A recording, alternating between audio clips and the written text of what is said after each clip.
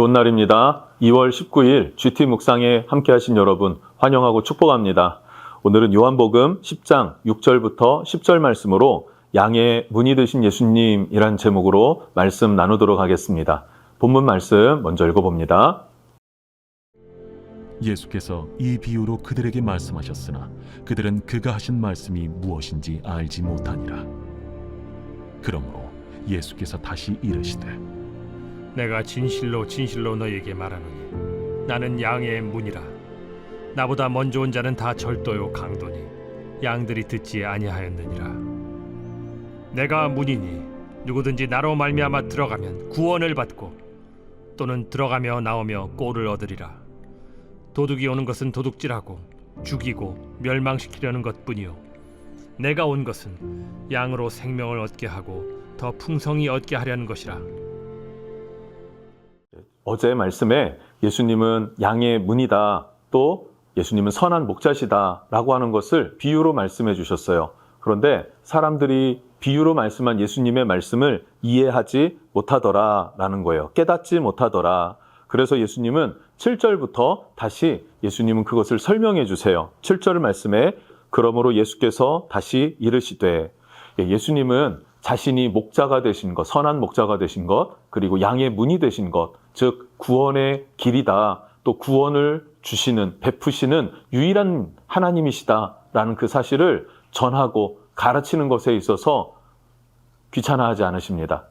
재차 설명하더라도 즐겁게 설명해 주시고, 중요한 것은 너희가 이 복음의 말씀을 듣고 너희가 믿음을 갖고 영생을 얻기를 원한다, 구원을 얻기를 원한다 라고 하는 한 가지 목적으로 주님은 가르쳐주고 계신다라는 사실을 우리가 기억할 필요가 있어요. 그래서 우리가 GT 묵상을 하면서도 또 예배를 드리면서 혹은 기도를 하면서도 하나님의 은혜의 말씀 더 알기를 원하고 따르기를 원하고 내 삶에 주님의 성품이 배어져서 성령의 열매를 맺기를 원하는 그런 마음의 기대가 있고 소망이 있는 여러분 되었으면 좋겠습니다. 그 마음의 태도와 자세, 그 마음밭이 우리의 열매를 결정하는 거예요. 옥토밭이 될 수 있기를 축복합니다. 예수께서 다시 이르시되 내가 진실로 진실로 너희에게 이르노니, 간절한 표현이죠. 인격적인 표현이죠. 진실로 진실로 너희에게 말하노니 나는 양의 문이라. 주님은 양의 문이다 라고 말씀하세요. 8절 나보다 먼저 온 자는 다 절도요 강도니 양들이 듣지 아니하였느니라. 예수님 말씀하세요. 나는 양의 문이야. 그런데 나보다 먼저 온 자는 다 절도 강도다. 그럼 주님보다 먼저 왔다는 것은 무엇을 말하냐면 율법을 말합니다. 율법만을 말하는 게 아니라 그 율법을 가지고 재해석해서 자신들의 전통을 붙여서 재해석해낸 종교 지도자들을 말하는 거예요. 그들은 뭐라고요? 절도요 강도니 양들이 듣지 않는다라고 말씀하고 계세요. 그러면서 9절에 다시 한번 선언하십니다. 내가 문이니, 자신이 양의 문이다. 나는 양의 문이라 7절에 말씀하셨는데 9절에 내가 문이니 누구든지 나로 말미암아 들어가면 구원을 받고, 예수님으로 말미암아 구원을 얻는 것입니다. 여러분 이것을 믿으실 수 있기를 축복합니다. 구원의 길은요 오직 예수님 한 분만이에요. 양의 문이라는 것이 무엇이라고 나누었습니까? 유목민족들이 양떼를 이끌고 여기저기 이 마을 저 마을 이 지역 저 지역을 다니죠. 그러면 밤이 되면은 잠을 자야 돼요. 그럼 밤에는 이리들이 양들을 공격하겠죠. 그럼 이 양들을 보호하기 위해서는 바위라든지 나무 수풀이라든지 이런 것들로 엄폐할 수 있는 그런 지형을 찾아요.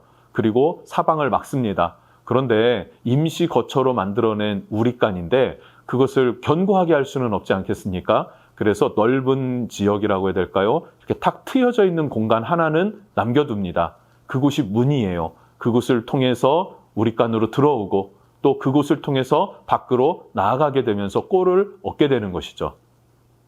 그럼 그 비워놓은 공간, 양의 문이라고 하는 공간, 그곳은 누가 지킵니까?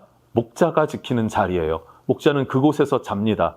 그래서 나가려는 양들은 나가지 못하게, 그리고 들어오려고 하는 이리들은 막아서는, 공격해주는 그런 역할을 목자 되신 예수님께서 하신다. 나는 양의 문이다. 오직 나로 말미암아 아버지께 나아갈 수 있다. 오직 나로 말미암아 구원을 얻을 수 있다. 영생을 얻을 수 있다. 참 소망이 되신다. 주님은 길과 진리요 생명이 되세요. 그래서 예수님만이 양의 문이 되신다는 사실을 우리가 한번 기억하면 좋겠습니다. 그러면서 9절에 나로 말미암아 들어가면 구원을 받고 또는 들어가며 나오며 꼴을 얻으리라.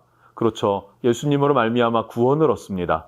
뿐만 아니라 예수님을 통과해서 들어가고 예수님을 통과해서 또 세상으로 나아가 파송받아 사역을 하죠. 여러분들은 직장에서 사역이 있을 것이고 학생은 캠퍼스에서의 사역이 있을 것이고 각자의 자리가 있죠. 그곳에서 나아가 일을 해요. 그러면서 꼴을 얻게 되죠. 근데 그거조차도 누가 인도해 줍니까?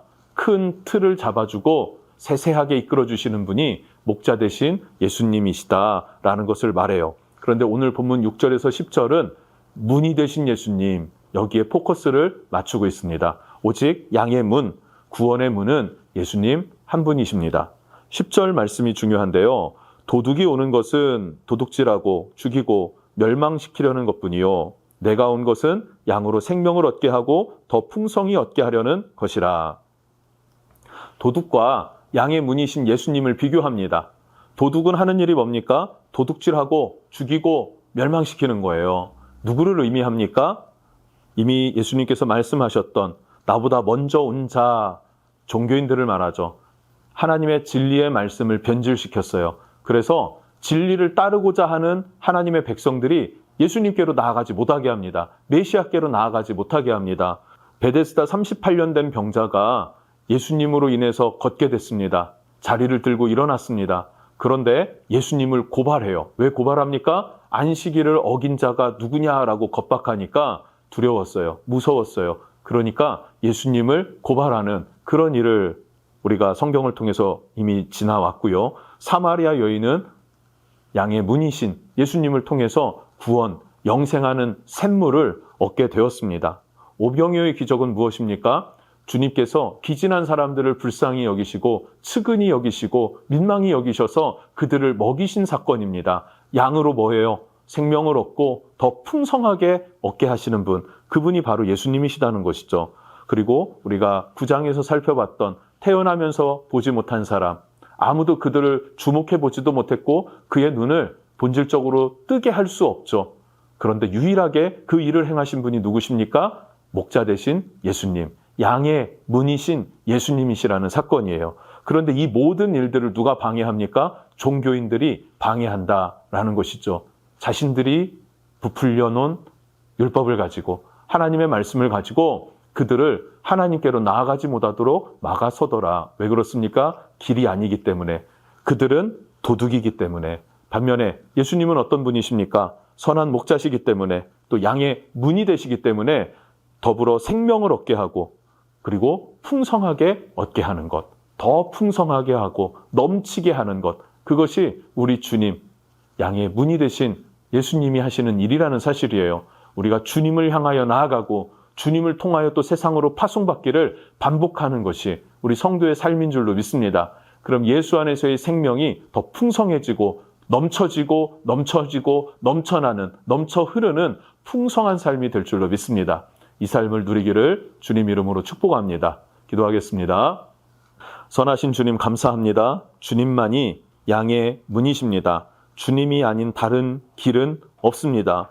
길이요, 진리요, 생명은 오직 예수 그리스도 한 분이시니 예수님 안에서 우리가 영생을 얻고 더 풍성히 얻는 자 될 수 있도록 축복해 주십시오. 뿐만 아니라 우리가 경계해야 할 도둑들이 있습니다. 하나님의 말씀을 부풀려서 임의로 해석하는 자들, 하나님 그들을 경계할 수 있는 지혜를 우리에게 허락해 주십시오. 성령님 우리와 동행해 주십시오. 예수님의 이름으로 기도합니다. 아멘.